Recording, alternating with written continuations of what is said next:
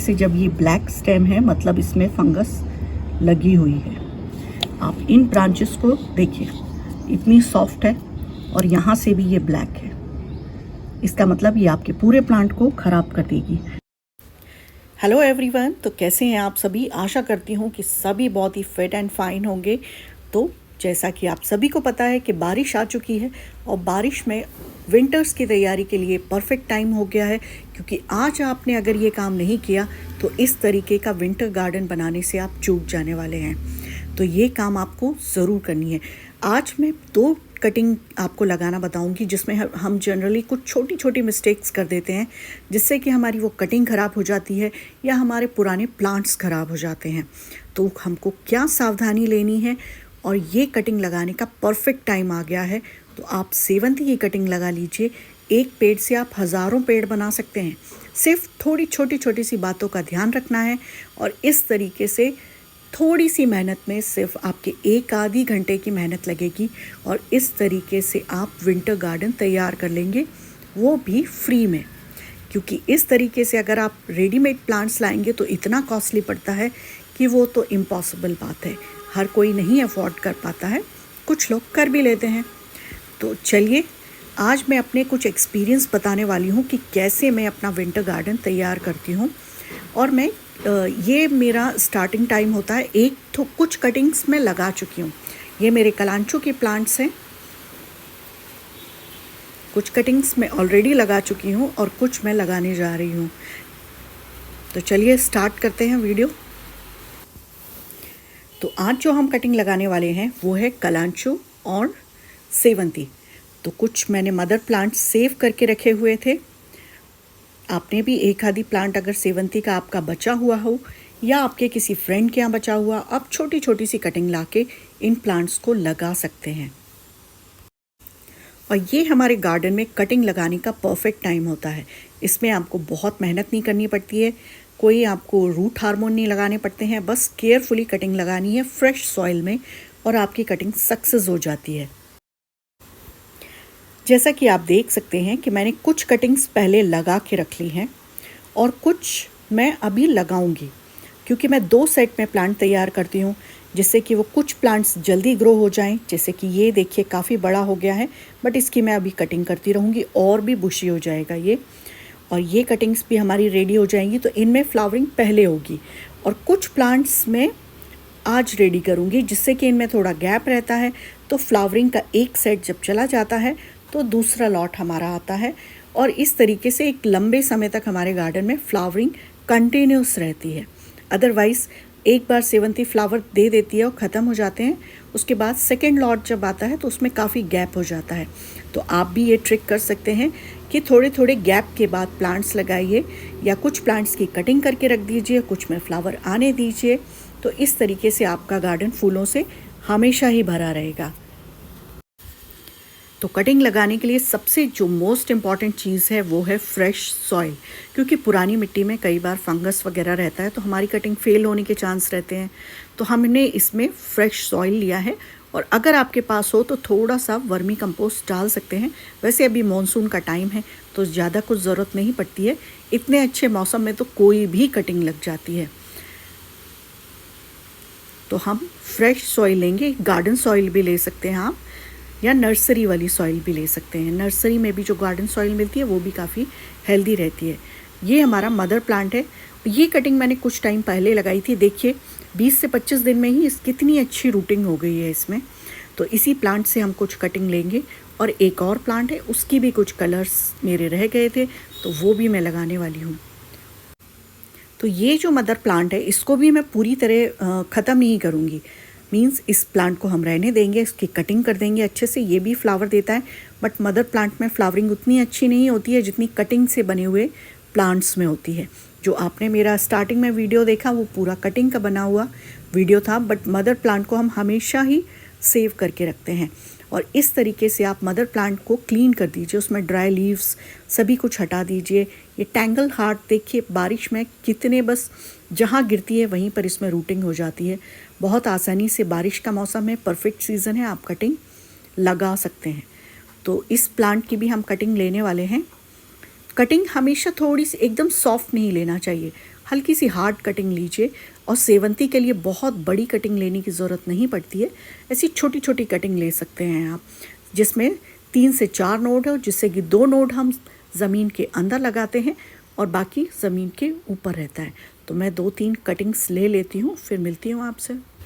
अच्छा, ये बहुत इम्पॉर्टेंट पॉइंट है कि इस तरीके से आपको किसी भी कटिंग की पत्ती निकाल देना है, स्पेशली सेवंती की।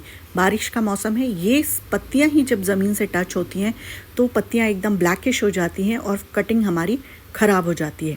तो आप पत्तियां निकाल दीजिए और फिर कटिंग को लगाइए। अभी देखिए, जैसे ये प्लांट है, इसमें इतनी सारी पत्तियां हैं। अगर हम इसको इसी तरीके से सॉइल में लगा देंगे तो ये इस सारी पत्तियां जो अभी सॉइल में टच हो रही हैं, कुछ टाइम बाद ये गलने लगेंगी, फंगस होगा और हमारी कटिंग ख़राब हो जाएगी। तो बस आपको सिंपली इन पत्तियों को हटा देना है। 2 नोड ज़मीन के नीचे लगाना है।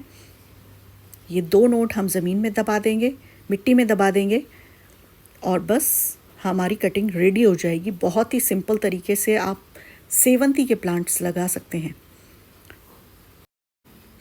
अब ये जो हमारी कटिंग्स हैं, इनको हमको पानी देना है, लेकिन ऑल्टरनेट डेज देना है, क्योंकि मॉनसून का मौसम है, ऑलरेडी मॉइस्चर रहता है। तो हम 1 से 2 दिन में पानी देंगे। जब भी पानी, ये हमारी सॉइल सूखी लगेगी, 15 से 20 दिन में इसमें रूटिंग होती है, तब तक इसे छेड़ना नहीं है, शेड में रखना है, डायरेक्ट सनलाइट में नहीं रखना है, क्योंकि कटिंग्स ख़राब हो सकती हैं। तो बस इन सिंपल ट्रिक्स से आप अपने सेवंती के प्लांट्स रेडी कर सकते हैं। अब बात करते हैं हम कलांचो की। ये कलांचो का मेरा मदर प्लांट है।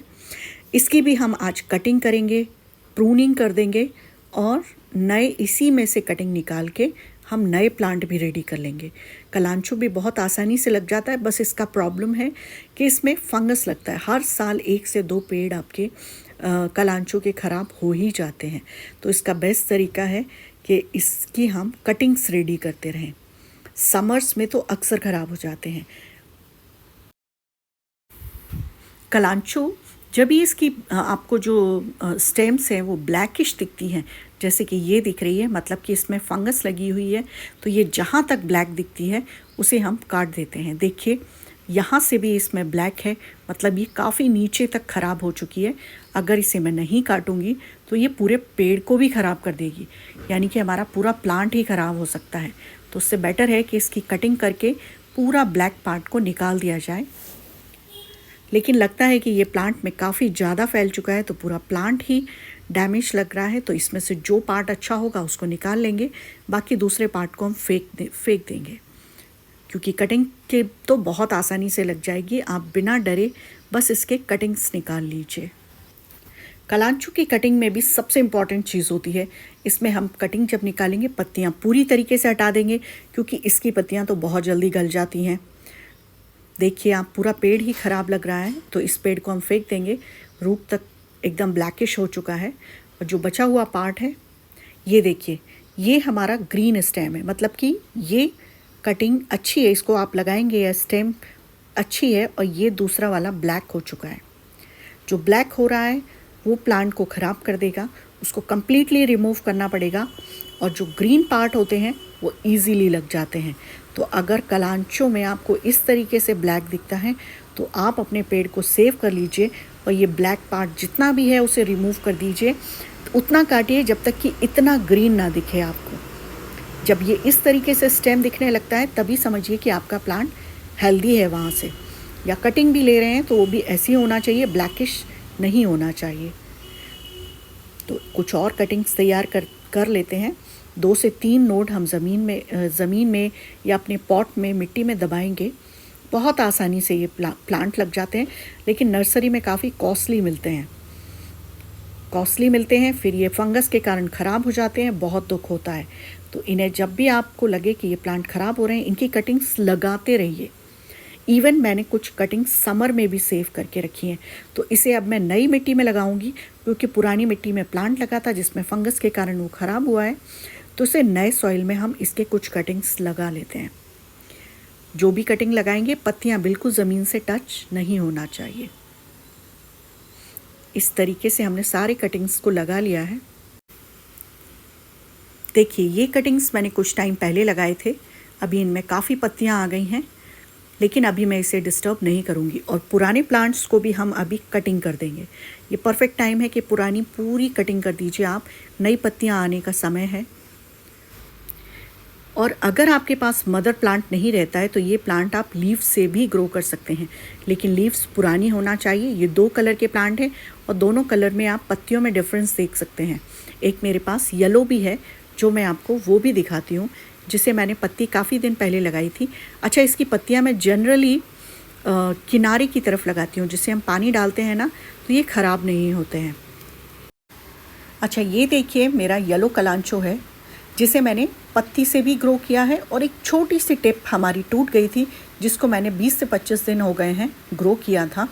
तो पत्ती भी अभी बिल्कुल अच्छी है, मतलब कि इसमें से बाजू से एकदम छोटा सा प्लांट निकल आएगा कुछ दिन में। और देखिए ये जो छोटी सी कटिंग थी वो भी ग्रो होना स्टार्ट हो गई है, छोटे छोटे से नए पत्तियाँ आना स्टार्ट हो गए हैं। तो इस तरीके से आप विंटर गार्डन के लिए थोड़ी सी तैयारी से पूरा गार्डन तैयारी कर सकते हैं।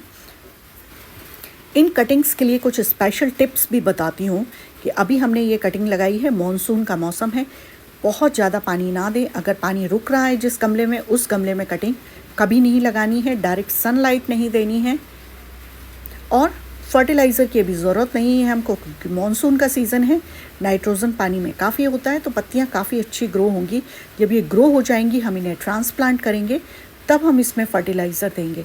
तो अभी इसी तरीके से इनको ऐसी जगह रखिए जहाँ डेली बारिश ना आती हो, हल्की फुल्की बौछार आती हो, तो ये आपकी कटिंग्स बहुत इजीली लग जाएंगी। और जब ये लग जाएंगी उन्हें आप पूरे खुले बारिश में रख दीजिए, तो इनकी ग्रोथ बहुत अच्छी हो। वैसे तो हमने केयरफुली इन सभी कटिंग्स को लगाया है, उसके बाद भी कलांचों में कभी कभी ऐसा होता है कि हमारी कटिंग में कुछ इंसेक्ट्स जैसा लगे, आपको ऐसा कुछ लगे कि कुछ प्रॉब्लम है, तो आप उसमें इंसेक्टिसाइड डाल सकते हैं।